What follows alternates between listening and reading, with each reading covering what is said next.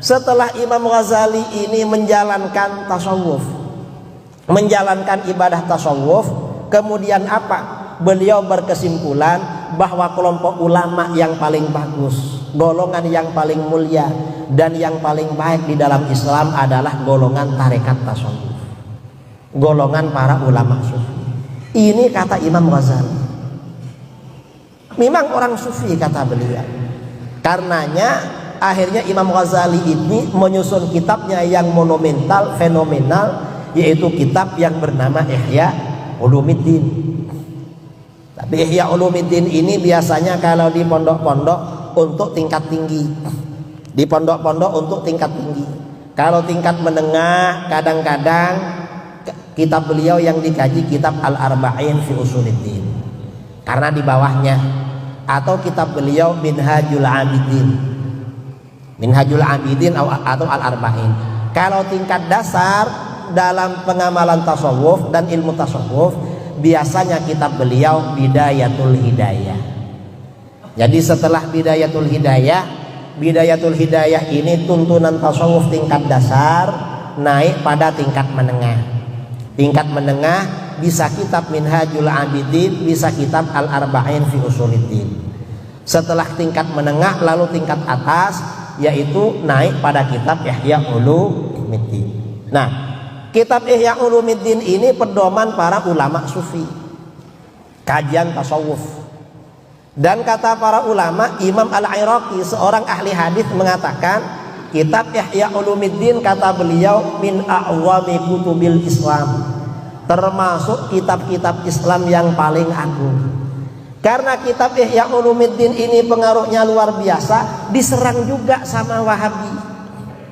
Apa kata Wahabi? Kitab Ihya ini banyak hadis maudhu, kitab Ihya banyak hadis dhaifnya. Loh, padahal mereka gak pernah belajar kitab Ihya. Coba mereka belajar kitab Ihya dengan niat yang tulus, yang sungguh-sungguh, insya Allah akan menjadi penggemar kitab Ihya. Mereka dengarnya hanya dari luaran, saudara, dari orang-orang yang gak suka sama kitab Ihya. Bagi orang-orang yang suka kitab Ihya, terutama orang-orang yang penganut tarekat tasawuf, pasti cinta pada kitab Ihya.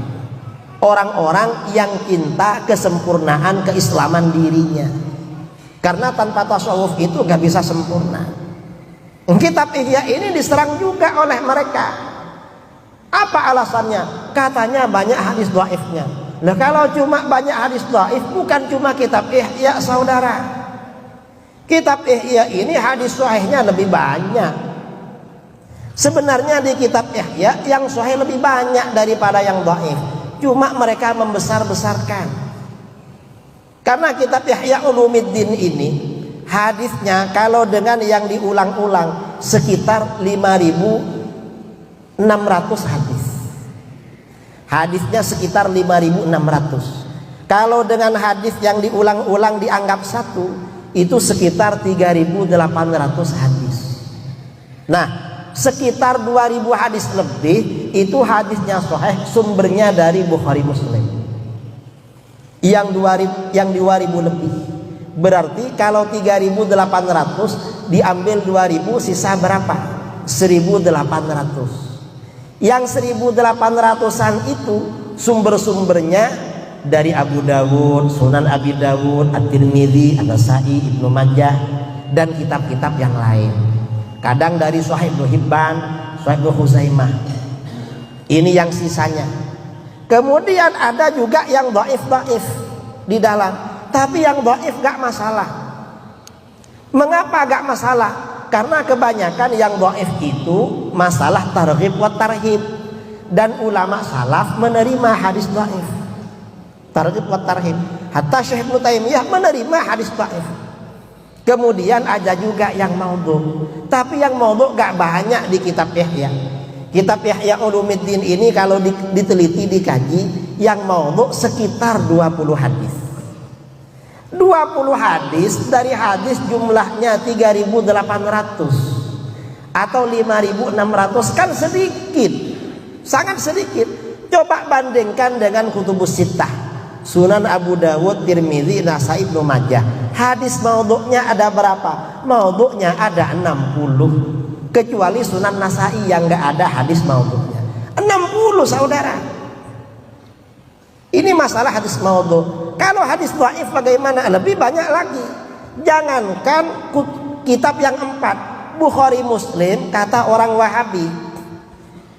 Dalam Sahih Bukhari Muslim, menurut Ibnu Taimiyah, Ibnu Qayyimil Jauziyah dan Al-Albani, gurunya Wahabi, hadis dhaifnya itu sekitar 34 hadis.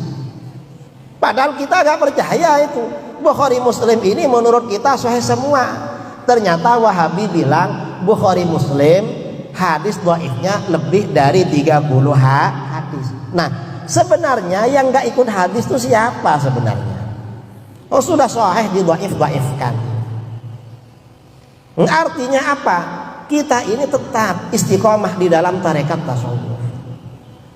Karena kalau gak ikut tarekat ya gak bisa membersihkan hati. Memang tarekat tasawuf ini. Dan para aulia, para wali Allah ini ya orang-orang yang ikut tasawuf ini memang.